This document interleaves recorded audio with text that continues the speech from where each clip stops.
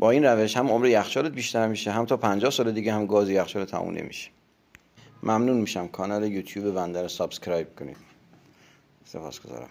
با این روش گاز یخچالت هیچ وقت تموم نمیشه. هر وقت دیدی داخل یخچال بو گرفته، خنک نمیکنه یا کف خیس شده، پشت دستگاه پایین اگر دیدی داخل این ظرف مثل الان خشک، ایراد پیدا کردی، خیلی راحت از جاش بکش بیرون، یا یه دونه سیم مفتولی یا کابل. ببین من از یه دونه شلنگ ساید استفاده کردم، خیلی راحت یه دونه ظرف میذاری زیرش، این مسیر تخلیه به مرور زمان بر اثر کثیفی مسدود میشه.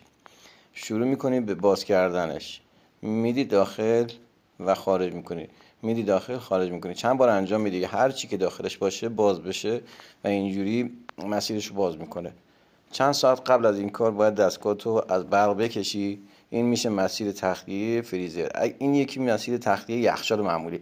هر مشکلی با لوازم خانگی داری تو کانالم براتون بنویسین تا من ویدیوشو براتون بسازم. سپاسگزارم.